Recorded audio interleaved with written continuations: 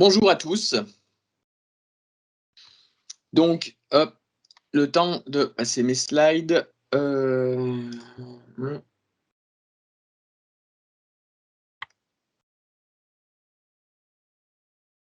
Et de vous partager mon écran. Est-ce que tout le monde voit bien mes slides? Oui. Bon. En tout cas, moi, je les vois, donc je pense que ça va être bon. Si toi tu les vois, ça devrait être bon pour tout le monde. C'est ça. Normalement. Ça devrait être bon pour tout le monde. Voilà, il n'y a pas de filtre à ce niveau-là. Donc, je me présente Damien Ancien, donc je suis directeur technique sur le marché Microsoft pour Open. Et je vais vous parler de travail collaboratif en mode hybride avec Teams. Alors, en mode hybride ou pas, d'ailleurs, Teams est un outil qui permet d'ailleurs de faire du travail collaboratif en physique, en distanciel, en hybride. Enfin, voilà, on n'a pas de contraintes sur l'emplacement ou la méthode avec Teams. Hop. Donc aujourd'hui, je pense que pas mal de personnes parmi vous connaissent déjà Teams, l'outil a été énormément déployé ces quasiment 2 dernières années suite aux événements sanitaires qui ont eu lieu et la mise en place massive du télétravail. Mais aujourd'hui, Teams est encore utilisé pour beaucoup, uniquement pour sa partie visioconférence, audioconférence. Teams va beaucoup plus loin que ça. Va beaucoup plus loin que ça, est une vraie plateforme, est un vrai hub de travail d'équipe et de collaboration. Donc, je rentrerai par la suite un petit peu plus dans le détail pour certaines parties. Mais Teams, effectivement, en plus d'organiser des réunions, va vous permettre de collaborer sur des documents. Donc, quand je dis collaborer, c'est d'être à plusieurs en simultané à modifier le même document Office, plutôt que comme on faisait ou comme on fait encore actuellement, de travailler chacun dans son coin, de s'envoyer des modifications par mail. Et à la fin du 26e échange, on s'est aperçu que une personne ne travaillait pas sur le bon document. Là, on ne s'envoie plus le document. Tout le monde travaille sur le même document et tout le monde voit en temps réel ce que font les autres personnes qui sont connectées sur le même document. Donc, en plus d'éviter les pièces jointes et le trafic de mail, on est sûr que tout le monde travaille sur le même document. Et comme Teams s'appuie notamment sur du SharePoint Online pour stocker tous ces documents, on bénéficie des fonctionnalités de SharePoint Online comme le versionning automatique des documents qui permet de revenir en arrière sur des versions précédentes en cas de mauvaise manipulation de la part d'un utilisateur. Donc, ça permet également aussi de gérer ses contacts qui sont aussi synchronisés avec Outlook et Exchange Online. Ça permet aussi d'intégrer des applications métiers. Alors, je ferai un petit focus un peu plus loin. C'est toujours dans cette idée de faire de Teams un hub. C'est d'intégrer au maximum les différentes applications de l'utilisateur pour éviter que l'utilisateur passe d'une application à une autre, d'une page web, un site web, ainsi de suite, pour que il passe entre guillemets tout son temps dans Teams et que Teams soit son point d'entrée, qu'il n'ait plus à chercher à droite à gauche, tout est au bon endroit. En parallèle de la collaboration de documents, Teams permet de stocker effectivement et de partager des documents avec de l'interne, avec de l'externe, avec des équipes. Et puis, Teams peut aussi devenir votre outil de téléphonie professionnel et remplacer vos IPBX existants. Je reviendrai aussi sur cette partie-là juste après. Donc, un petit focus sur les réunions Teams. Aujourd'hui, dans Teams, il existe 3 grandes catégories de réunions. La première étant la réunion et l'appel one-one, en fait. C'est quand vous appelez directement quelqu'un pour faire un call Teams. Donc, ça, c'est du grand classique. On a la réunion de groupe qui peut être planifiée ou non planifiée. Donc, planifiée, si vous avez, par exemple, vous ouvrez votre calendrier, vous créez un meeting Teams à une date et vous mettez les gens directement. Vous avez aussi dans Teams, directement, dans l'interface Teams, un bouton qui vous permet de démarrer une réunion instantanément et d'inviter les gens. Au cours d'une réunion, vous pouvez également rajouter des gens en cours de réunion si vous avez un point particulier à voir avec une personne. Et la dernière catégorie, c'est les événements virtuels. Donc, on peut faire des événements virtuels comme on le fait aujourd'hui en faisant un meeting Teams classique. Voilà.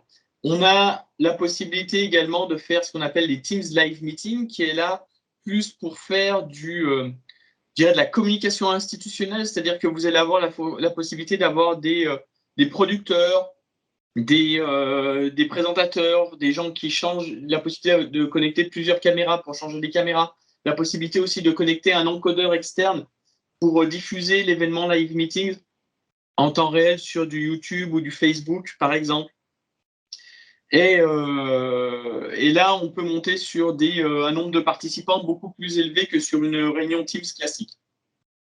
Le dernier type d'événement virtuel qu'on peut avoir avec Teams, c'est aussi une des dernières fonctionnalités arrivées sur cette partie-là, c'est la partie webinar. C'est-à-dire que depuis Teams, vous pouvez organiser, créer directement des webinars avec une thématique, avec une page d'inscription fournie par Microsoft que vous pouvez personnaliser avec vos logos, avec les champs que vous souhaitez que les gens remplissent, ce que vous mettez obligatoire ou optionnel, et désigner directement les présentateurs dans ce webinar-là.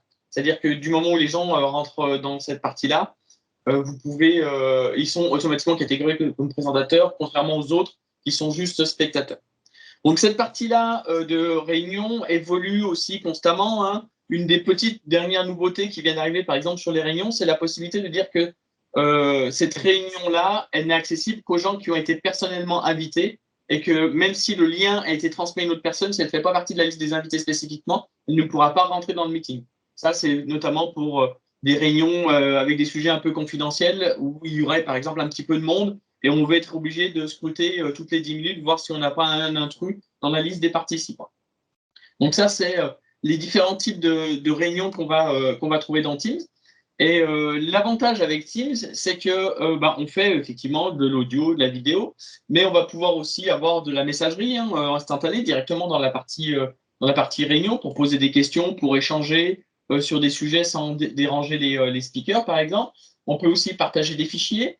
On peut utiliser toutes les applications Office, ce que je fais aujourd'hui typiquement avec PowerPoint, c'est-à-dire partager mon PowerPoint directement dans Office. Si vous avez des versions Office récentes qui viennent de 365, vous pouvez voir que maintenant, directement dans PowerPoint, donc vous lancez PowerPoint, vous avez un petit bouton en haut à droite qui vous dit partager directement dans Teams. Donc vous n'êtes plus obligé de passer dans Teams, partager un document, partager mon écran. Vous cliquez directement depuis votre PowerPoint pour partager votre PowerPoint dans Teams. On a la possibilité d'intégrer aussi un tableau blanc, tableau blanc qui remplace les tableaux physiques qu'on pourrait avoir en salle de réunion historiquement, où là, tout le monde va pouvoir collaborer dessus. L'avantage du tableau blanc, c'est qu'il a un espace, entre guillemets, je dirais, infini, une taille infinie, et que ça évite ce qu'on faisait historiquement dans les réunions, c'est que tout le monde griffonne sur le tableau blanc, et à la fin de la réunion, on le prend en photo pour l'envoyer. Là, automatiquement, il est inclus dans la réunion. Alors après, ça a aussi, ces tableaux blancs, un avantage en utilisation avec des appareils, je dirais, tactiles. Alors, même si on peut dessiner à la souris ou insérer du texte et ainsi de suite, le vrai intérêt de ce tableau blanc, c'est quand il est en usage avec un périphérique tactile, que ce soit un périphérique tactile, je dirais, de salle, comme on peut le voir ici sur mon appareil de collaboration tout en un, qui sont des appareils tactiles avec des écrans de 55 pouces, 85 pouces, qui existent chez Microsoft, qui sont les Microsoft Surface Hub 2, mais qui existent aussi chez d'autres constructeurs. Donc ce tableau blanc, il est vraiment là. Il a vraiment tout son sens là-dedans, mais ça peut être aussi un PC ou une tablette avec un écran tactile et un stylet. Donc l'intérêt de Teams, pour revenir sur cette partie-là, c'est que je peux faire des réunions quel que soit mon lieu et quel que soit mon périphérique. Je peux participer à une réunion Teams aussi bien depuis une salle équipée d'un appareil de collaboratif tout en un, depuis une salle équipée d'un système qui s'appelle les Teams Meeting Room, qui sont fournis par des partenaires Microsoft, ou également depuis juste un affichage grand écran où j'aurais connecté mon PC portable dessus. Mais je peux aussi rejoindre la réunion téléphonique Teams directement via mon PC ou via ma tablette. Et puis depuis n'importe quel périphérique audio-vidéo. Et le dernier cas étant également juste depuis un téléphone, puisque j'ai la possibilité pour en fonction des options dont vous disposez. Quand je crée un meeting Teams, en plus d'avoir le lien où c'est écrit cliquez sur le lien pour rejoindre le meeting Teams, d'avoir en dessous un numéro d'appel qui est fourni par Microsoft et qui permet d'accéder depuis un appel local à la conférence uniquement en audio. Alors l'intérêt pour ceux qui seraient répartis géographiquement dans le monde, c'est que Microsoft propose des points d'accès dans plus de 200 pays dans le monde, ce qui fait qu'un Américain qui participe à la conf, en même temps qu'un Français, en même temps qu'un Allemand, tout le monde appelle un numéro local et tout le monde participe à la conf. Jusqu'à présent, cette fonctionnalité-là était liée à un add-on audio conferencing qui était possible d'acheter en complément d'une licence E1 ou E3 par exemple, ou qui était inclus dans E5. La bonne nouvelle, c'est que à partir du mois de mars, ces fonctionnalités Teams, d'audioconferencing, de pont d'audioconférence, sera disponible dans les licences E3. Voilà, c'est une petite modification sur le licensing. Donc, on va maintenant aborder la partie, la partie téléphonie dans Teams. Donc, comme je l'expliquais juste avant, Teams, on a la possibilité de faire en sorte qu'il devienne le système de téléphonie de l'organisation en remplacement de l'IPBX actuel. Donc, on a toutes les fonctionnalités, je dirais, natives et classiques d'un système de téléphonie classique. Donc, de pouvoir recevoir des appels, de pouvoir numéroter, de pouvoir avoir une messagerie vocale. On a même la possibilité d'activer la transcription automatique, ce qui fait que le message vocal est transcrit en texte et envoyé dans votre boîte mail. Et le gros intérêt de ça, c'est que vous avez la possibilité, c'est le client Teams qui devient votre système de téléphonie. Et du coup, votre numéro de téléphone classique, 01, 02, 03, 04, ainsi de suite, vous suit où que vous soyez. C'est notamment très pratique dans ces périodes de télétravail, c'est-à-dire que j'ai plus besoin de me soucier, si mon système est un peu ancien, de me dire demain je suis pas au bureau, je suis en home office, donc il faut que je pense à faire un transfert d'appel de ma ligne fixe vers mon smartphone ou vers ma ligne perso, et ainsi de suite. Là, l'avantage, c'est que votre numéro, il vous suit du moment où vous lancez Teams, que vous soyez chez vous, au bureau, en déplacement, voire même si vous avez activé Teams sur votre smartphone, vos appels sur votre ligne directe arrivent directement. Donc ça, c'est, je dirais, des fonctionnalités classiques. Après, pour les utilisateurs qui seraient un peu réfractaires à l'utilisation de la partie téléphonie en pur soft phone, vous avez la possibilité aussi d'obtenir des téléphones compatibles Teams et voire même Microsoft a annoncé il y a quelques jours de ça la sortie de une gateway SIP qui vous permet d'utiliser vos téléphones SIP actuels, type Cisco ou autre, avec de la téléphonie Teams. Ça vous évite de rechanger tous vos périphériques. Donc là, on était vraiment sur la partie appel pur. L'intérêt aussi de Teams, c'est que je vais avoir quelques fonctionnalités un petit peu avancées. Chose intéressante, c'est que je vais pouvoir créer un standard automatique avec un message d'accueil, avec un standard vocal type taper 1 pour avoir le service achat, taper 2 pour avoir le service des espaces verts et ainsi de suite. La possibilité aussi de créer des groupes d'appels, c'est-à-dire que quand on a un numéro qui est appelé, ça sonne chez 10, 15, 20 personnes et avec des possibilités de dire ça sonne d'abord chez l'utilisateur A, après chez B, ou ça sonne chez tout le monde en même temps et ainsi de suite. Donc, c'est des fonctionnalités qui peuvent être assez sympathiques. Une autre fonctionnalité qui est liée aussi à ces groupes d'appels et de standards, c'est que de se dire, je peux rendre joignable n'importe qui dans mon organisation sans forcément qu'il ait un numéro de ligne directe ou sans forcément qu'il ait communiqué sa ligne directe. Alors, comment ça fonctionne? C'est en plus de ces fonctionnalités de taper 1, taper 2, taper 3, la possibilité pour l'administrateur d'ouvrir l'accès à l'annuaire d'entreprise. Et la personne qui appelle le standard dit je veux parler par exemple à Damien Ancien, et automatiquement l'appel va m'être transféré sans forcément que la personne connaisse mon numéro de ligne directe. Ça me permet de rester accessible sans forcément de communiquer mon numéro de ligne directe à tout le monde parce que je ne veux pas être dérangé. Donc, ensuite, si vous voulez aller plus loin avec des fonctionnalités de type pure call center, il y a possibilité de rajouter des outils tiers faits par des partenaires Microsoft pour vraiment avoir un call center où la partie téléphonie est basée sur Teams. Donc, l'intérêt aussi de cette téléphonie Teams, c'est que ça vous permet de fournir la téléphonie à tous les utilisateurs avec des budgets divers et variés, de 0 budget supplémentaire parce que l'utilisateur va utiliser son téléphone et le casque qu'il a en plus, avec des téléphones très évolués qui vont être capables de se connecter aussi bien sur du Teams que sur des smartphones, des casques très évolués, des téléphones physiques qui embarqueraient même carrément déjà une caméra pour que l'utilisateur puisse faire une visio Teams directement depuis son téléphone physique. Voilà, on a toute une palette de périphériques différents qui vous permettent d'en avoir pour tous les budgets et tous les usages. Et bien sûr, Microsoft fournit avec Teams une console d'administration pour suivre les quantités d'appels, les nombres d'appels, la qualité des appels et ainsi de suite. Et puis de gérer tout ça, puisque vous avez plusieurs possibilités pour, je dirais, activer cette partie fonctionnalité Teams. La première, c'est de se dire, moi, je ne veux pas m'embêter avec quoi que ce soit, donc je vais prendre mes numéros directement chez Microsoft ou transférer mes numéros existants et commander des forfaits d'appel directement chez Microsoft. Il y a aussi la possibilité à l'autre bout qui est de dire, moi, je vais conserver mes lignes T0, T2 existantes et je vais acheter des passerelles et pour faire l'interconnexion entre Teams et puis mes lignes télécom existantes. Et puis, au milieu de tout ça, de plus en plus d'opérateurs téléphoniques fournissent des passerelles en mode service managé où vous commandez à votre opérateur un service et c'est lui qui va installer les passerelles et gérer les passerelles au quotidien. Bien entendu, sur ces modes-là, vous n'êtes pas obligé de choisir ou l'un ou l'autre. Vous pouvez mixer l'ensemble de ces fonctionnalités. Dire par exemple, pour moi, mon site central, je vais installer des passerelles que je vais gérer. Par contre, j'ai un petit site distant où il y a 3 utilisateurs. Plutôt que de m'embêter à installer des passerelles, faire arriver des lignes T0, T2 et ainsi de suite, je vais commander mes numéros directement dans le cloud Microsoft. Et puis du coup, comme ça m'évite d'avoir de l'infrastructure. Donc, comme vous pouvez le voir, on peut faire énormément de choses avec la téléphonie dans Teams.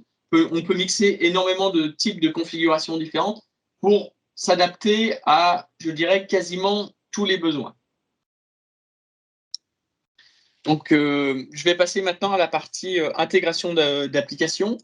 Puisque j'en parlais tout à l'heure, Pierre en a un petit peu parlé aussi juste avant avec la partie Power Apps, c'est que je vais pouvoir intégrer énormément de choses dans mon application Teams pour enrichir l'expérience de l'utilisateur. Donc, aussi bien pour enrichir l'expérience de réunion que pour son quotidien ou pour sa partie gestion d'équipe. Donc, voilà un petit exemple. Donc, on a effectivement toutes les applications, je dirais, Microsoft, classiques, comme je l'ai cité, PowerPoint, Word et ainsi de suite, mais aussi des centaines d'applications partenaires qui sont disponibles directement dans le store Teams, qui est accessible depuis l'interface. Mais je vais aussi pouvoir créer mes propres applications avec Power Apps, Power Automate et Power Virtual Agent pour intégrer tout ça dans Teams. Je vais pouvoir aussi intégrer directement du Power BI. Et puis, je dirais la dernière étape, c'est je vais même pouvoir, en utilisant les API graphes fournies par Microsoft, intégrer mes applications métiers qui seraient développées en interne pour qu'elles soient accessibles directement dans l'interface Teams. Tout ça, encore une fois, pour faire en sorte que l'utilisateur qui est dans Teams, Teams soit entre guillemets, son quotidien et qu'il soit plus dire j'ai une réunion, je suis dans Teams, je veux accéder à mon application métier, j'en sors. Je veux accéder à une autre application ou une page web, je bascule sur le site web. Là, l'intérêt, c'est que tout est épinglé directement dans Teams et directement au bon endroit. C'est-à-dire que le site web qui est utilisé pour je dirais, par exemple, un projet, ce site web-là est épinglé directement dans le projet. Ce qui fait que du coup, quand je travaille dans la partie de ce projet-là, automatiquement, j'ai accès à Teams.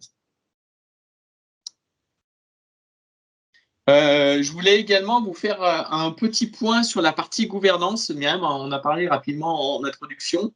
C'est une chose importante si vous voulez réussir vos projets de déploiement Teams au sein de votre entité. Aujourd'hui, quand je déploie du Teams, si je veux que ça soit vraiment réussi, il faut que j'ai un minimum de gouvernance. Alors, on ne va pas balayer toute la partie de vraiment en profondeur de gouvernance Teams parce qu'on n'en aurait pas le temps, mais quelques points qui sont importants en fait. Si on veut que vraiment les gens s'approprient et que ça soit pertinent au sein de l'organisation. Donc, typiquement, voilà, il faut que je fasse attention à la gestion de la création des équipes Teams. Est-ce que je laisse tout le monde en créer? Est-ce que je verrouille et qu'il n'y a que mon service support ou mon service IT qui a la possibilité de créer des équipes Teams? Pourquoi? Parce que potentiellement, si je laisse l'équipe Teams, la création d'équipes Teams en libre service, tout le monde va créer mon équipe à moi, mon équipe de test, ainsi de suite. Je vais me retrouver avec 3 équipes différentes pour le même sujet. Les utilisateurs vont plus savoir à quelle équipe Teams il faut s'adresser, où c'est qui stocke des documents, et ainsi de suite. Stockage de documents qui est assez important, puisque si j'ai une profusion d'équipes Teams, j'ai une profusion d'espace pour poser des documents et j'ai un risque de perte de propriété intellectuelle.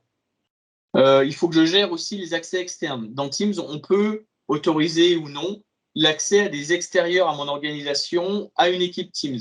Donc là, il faut aussi que j'ai mis en place une gouvernance pour faire en sorte que les invités n'aient accès qu'à ce qu'ils ont accès et pas à des choses auxquelles ils ne devraient pas avoir accès. Et par manque de gouvernance et manque de configuration, du coup, ils se retrouvent avec plein d'accès.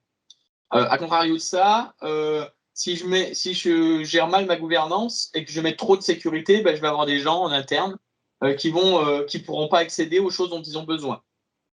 Et du coup, quand on multiplie tout ça, on va avoir des performances d'organisation d'entreprise qui vont souffrir en raison d'un trop grand nombre d'équipes Teams et puis trop d'accès ou pas assez d'accès. Donc, pour gérer tout ça, je peux gérer plusieurs paramètres. Donc, je vais avoir des paramètres globaux qui sont ces paramètres-là, comme le nom l'indique, qui sont globales à toute ma configuration de Teams, donc à toute mon organisation. Je vais pouvoir aussi induire sur des configurations qui sont spécifiques à un utilisateur pour donner des droits spécifiques à un utilisateur, comme typiquement l'équipe Teams, dire voilà, dans mon organisation, Damien Ancien, lui, il a le droit de créer une équipe Teams. Par contre, les autres utilisateurs n'auront pas le droit de le créer. Et puis derrière, de gérer toute la partie cycle de vie, puisque là, j'ai quand même beaucoup parlé de la partie création, mais il faut aussi prendre en compte toute la partie cycle de vie de mon équipe, de la création, de sa durée de vie. Est-ce que c'est une équipe qui a une durée de vie illimitée, une durée de vie d'1 mois, de 3 mois, de 6 mois, ainsi de suite, et de sa fin de vie? Comment je gère une équipe Teams qui est arrivée en fin de vie? Donc, au niveau du provisionnement des équipes, j'ai plusieurs choix. Est-ce que, comme je le disais tout à l'heure, tout le monde peut créer des groupes? Tout le monde peut classer et appliquer des documents, et puis de se dire ça, je l'active pour tous les utilisateurs. Une fois que tout ça est activé pour tous les utilisateurs, je peux avoir aussi définir des limites à un sous-ensemble. C'est-à-dire que je dis moi, contrairement à la ligne du haut où tout le monde peut créer des groupes, là je ne crée pas, tout le monde ne peut pas créer des groupes, mais la création elle est limitée à certaines entités. Ça peut être des utilisateurs nommés, ça peut être des groupes. Tout ça pour gérer un processus commun, la gestion de changement, et puis pour gérer la supervision et la surveillance de ce qui se passe dans les équipes Teams.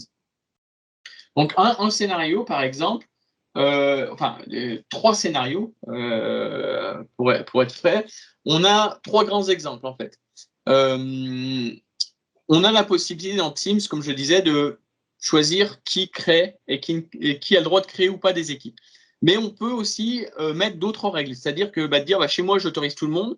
Par contre, je donne une règle de nommage au niveau de mes équipes pour m'y retrouver un petit peu. Donc, je vais pouvoir obliger un suffixe et un préfixe, ou l'un ou l'autre. Je vais pouvoir aussi, dans ma création d'équipe, dire moi j'interdis certains mots dans le titre des équipes. Tout ça pour utiliser, notamment pour interdire des mots offensants, par exemple. Et puis, à tout l'extrême, il y a là, de se dire moi je ne limite rien, je ne donne pas de règles. Par contre, je supervise tout ce qui se passe avec les outils d'administration fournis par Microsoft.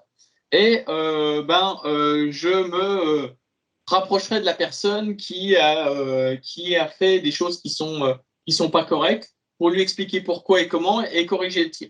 Donc tout ça, on peut le mixer. On peut se dire chez moi, j'ai des préfixes, j'ai des mots bloqués et je fais de l'audit. Chez moi, les créations d'équipes sont limitées à un certain nombre de personnes, mais j'impose quand même des préfixes ou des suffixes. Voilà. Tout ça est un mix, tout ça est à définir de préférence avant le déploiement de Teams. C'est possible de le faire pendant ou après, mais c'est beaucoup plus compliqué parce que les utilisateurs ont déjà pris des habitudes, des équipes ont déjà été créées, donc ça demande quand même pas mal de travail. Et pour la partie cycle de vie, je dirais, voilà ce qu'on va retrouver. On va retrouver la partie initialisation, donc qui est droit de créer, qui a défini des modèles et qui a le droit d'utiliser des modèles, puisque j'en ai encore pas parlé, mais dans Teams, je peux créer une équipe depuis un template vierge, mais je peux aussi créer des modèles d'équipe, type, par exemple, chez moi, je crée un modèle pour le marketing, un modèle pour type gestion de projet, avec déjà des onglets définis, des canaux et ainsi de suite. Et puis dire, tiens, typiquement, le template marketing n'est accessible qu'aux gens qui font partie du groupe marketing. J'ai pas mal de choses comme ça. De définir des bonnes règles au niveau des propriétaires et des membres. Quelques bonnes pratiques, de dire, voilà, quand j'ai une équipe avec 72 membres, les 72 membres ne sont pas administrateurs ou propriétaires de l'équipe, mais à contrario, j'ai pas qu'une seule personne qui est administrateur de cette équipe-là, parce que si elle est absente ou malade, du coup, je suis un peu bloqué. Qui a le droit d'ajouter des canaux, qui a le droit d'ajouter des applications, et ainsi de suite. Au niveau de la partie vie, c'est toujours cette partie-là qui existe de l'initialisation. Est-ce que j'ajoute des propriétaires qui a le droit, la partie ajouter des canaux, mais aussi la durée de vie de l'équipe.